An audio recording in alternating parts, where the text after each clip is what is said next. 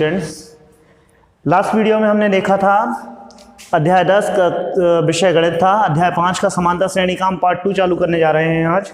इसके पहले वाली वीडियो में हमने इसका क्वेश्चन नंबर 1 और 2 सॉल्व किया था, जिसमें हमने ए का मान निकाला था और डी का मान मतलब सार्वंतर और प्रथम पद निकाला था, और उसके बाद हमने समांतर श्रेणी बनाकर देखी थी वो किस प्रकार बनती थी।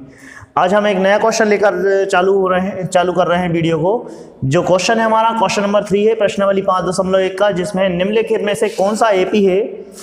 यदि एपी हो तो सार्वंतर व 3 और अन्य पद हमें ज्ञात करना है। मतलब आपको एक एपी दी होगी, समांतर श्रेणी दी है, उस समांतर श्रेणी को आपको चेक करना है, देखना है कि वो एपी है क्या नहीं, या मतलब समांतर श्रेणी है क्या नहीं। यदि समांतर श्रेणी होगी तब हमें सार्वंतर और 3 और पद निकालना है, यदि नहीं होगी तो हम उसे क्वेश्चन को वहीं छोड़ देंगे। जिसमें हम देखते हैं पहला क्वेश्चन है 2, 4, 8 और 16। क्वेश्चन नंबर 1 में हमें समांतर श्रेणी दी है एपी 2, 4, 8 और 16। ये हमें दिए हुए हैं, पहली श्रेणी दी है हमें एपी दिया हुआ है। एक बार स्कोर देख लेते हैं। एपी 2, 4, 8 और 16 ये हमें दिया हुआ है। हम इसको सॉल्व करने की कोशिश करते हैं। हम देखते हैं इसकी, हम पहली चीज़ तो हमें ये देखना है कि एपी है क्या नहीं। उन्होंने जो पहली शर्त रखी, हम पहली शर्त को देखते हैं। यदि पहली शर्त यदि इसकी अप्लाई होती है इस पर कि यदि एपी है तो हम इसे आगे सॉल्व करेंगे, नहीं तो ये क्वेश्चन यहीं पर ख़त्म हो जाएगा। तो यहाँ से हम सॉल्व करना चालू करते हैं। हमें मालूम है, हल कर रहे हैं अपन। यहाँ से हमें डी का मान निकालना है। एपी तभी सिद्ध होगा जब दोनों के बीच, पहली संख्या और दूसरी संख्या के बीच में जितना डिफरेंस है वो अगली संख्या और उससे अगली संख्या के बीच के डिफरेंस के इक्वल होना चाहिए, मतलब बराबर निकलना चाहिए। तो हम देखते हैं डी इज इक्वल टू निकाल के देख लेते हैं हम, A2 माइनस A1। तो हमने यहाँ से निकाला A2 की वैल्यू हो गई 4 माइनस 2।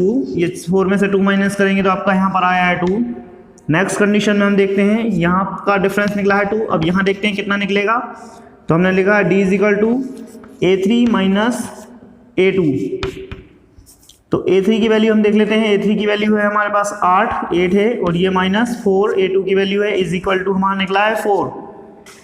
दोनों D की वैल्यू डिफरेंस आ रही है, मतलब दोनों D की वैल्यू अलग अलग आ रही हैं, जिससे ये प्रूफ होता है कि ये दोनों हमारा क्या है, ये एक एपी नहीं है। एपी सिद्ध होने की कंडीशन ये होती है पहली संख्या और दूसरी संख्या के बीच का डिफरेंस दूसरी और तीसरी संख्या के डिफरेंस के इक्वल होना चाहिए। यदि यहाँ पर 2 आया था तो यहाँ पर भी 2 आता, लेकिन वो नहीं आया, तो हम लिख सकते हैं इसमें A2 minus A1 is not equal to A3 minus A2। यदि दोनों इक्वल नहीं है तो हम लिखेंगे अतः यह एक समांतर श्रेणी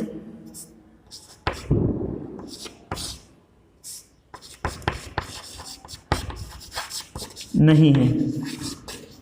और यही हमारा आंसर होगा, क्योंकि यदि ये समांतर श्रेणी होती तो हम इसके आने वाले और अन्य 3 पद निकालते। अब चूंकि ये है नहीं, तो यही हमारा आंसर होगा। तो हम इसको देख लेते हैं, ये हो गया। अब ये वाली बात हो गई कि एपी नहीं है। अब मान के चलिए कोई ऐसा क्वेश्चन आ जाए जो एपी हो, फिर हम क्या करेंगे। तो हम इसका सेकंड अगला क्वेश्चन लेकर देखते हैं क्या है वो।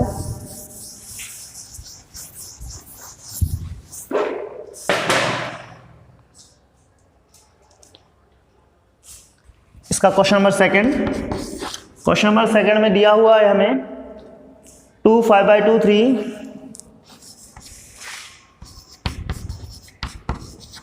और 7/2, मतलब 7/2। ये हमें एक श्रेणी दी हुई है उन्होंने। इस श्रेणी के अनुसार हम देखते हैं कि क्या डी का मान निकल रहा है। यदि डी का मान निकलता है बराबर तो हम इसको आगे सॉल्व करेंगे, नहीं तो ये क्वेश्चन भी यहीं पर रुक जाएगा।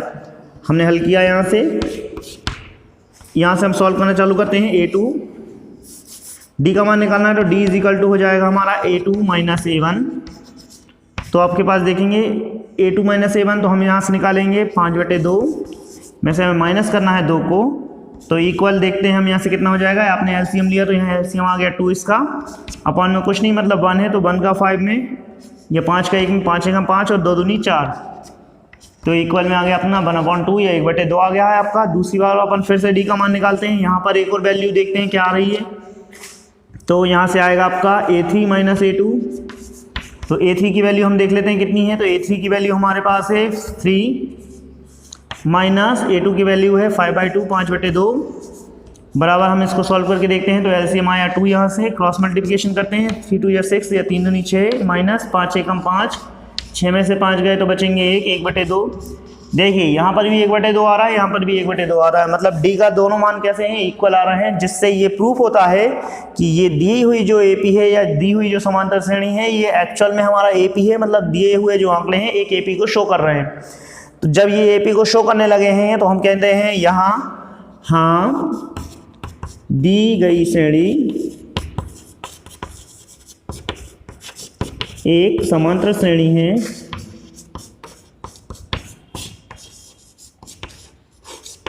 अब समांतर श्रेणी सिद्ध हो गई है तो हमें क्या बोल रहा है उनको, यदि ये समांतर श्रेणी है तो अगले और पद निकालो। यदि हम इसको देखें तो ये a1 का मान है, a2 हो गया, a3 हो गया है, a4 हो गया है, हमें 3 और को निकालना है, मतलब a5, a6 एंड a7 निकालना है हमको। तो हम देखते हैं आने वाला जो नंबर होता है वो इससे प्लस होकर चलता है, तो आपको इसका मान निकालने के लिए हम देखेंगे a5 इज इक्वल टू होता है जो हमारा लास्ट है उसमें हमें d को प्लस करना है, तो लास्ट में है हमारा a4 प्लस d। तो a4 की वैल्यू हमारे पास कितनी लिखी हुई है इन्होंने 7/2, तो हम 7/2 में प्लस कर देंगे 1/2, तो कितना हो जाता है हम देख लेते हैं। इसमें ये हो जाएगा अपना 2 एलसीएम आया आपका, और यहाँ से 7 + 1 इक्वल में आ गया 7 और 1 8, 8/2। आप इसको कैंसिल कर देंगे तो बचेगा 4, मतलब आपका अगला वाला आ गया है 4। इसके आगे चलते हैं, तो इसके आगे हम देख लेते हैं a5 हो गया है, अब a6 इज इक्वल टू हो जाएगा a5 प्लस d। तो a5 की वैल्यू आपके पास है 4 प्लस d की वैल्यू हो गई आपके पास 1/2, ठीक है। तो आप इसका देखेंगे तो इसमें अपॉन में कुछ नहीं, मतलब 1, तो इक्वल हो गया है एलसीएम आया 2, 4 2 8 प्लस 1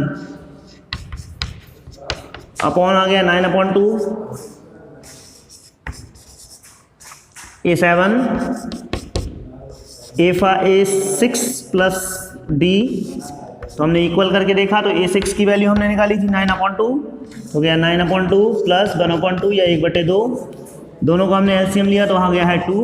अब हम प्लस करेंगे तो ये हो जाएगा 9 + 1 इज इक्वल टू 10/2, काट देंगे तो ये 2 से कट गया 5 बार, तो 5।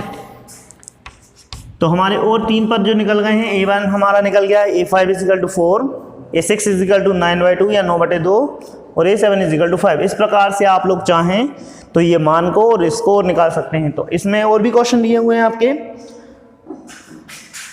टोटल 15 क्वेश्चन दिए हैं। आप लोग ये 2 क्वेश्चन मैंने करवा दिए, इसके आने वाले और जो बचे हुए क्वेश्चन हैं 13 क्वेश्चन, जो 13 क्वेश्चन बचे हैं उनको करें, आप चेक करें कि वो एपी हैं क्या नहीं। यदि एपी होते हैं तो उनके 3 और पद निकालें, नहीं होते हैं तो उस क्वेश्चन को नीचे लिख दें कि दी गई जो श्रेणी है वो समांतर श्रेणी नहीं है, और क्वेश्चन का आंसर वही आपका हो जाएगा। क्वेश्चन करके देखें, कोई दिक्कत हो या कोई समस्या हो तो कमेंट में आप पूछ सकते हैं। Thank you and have a nice day.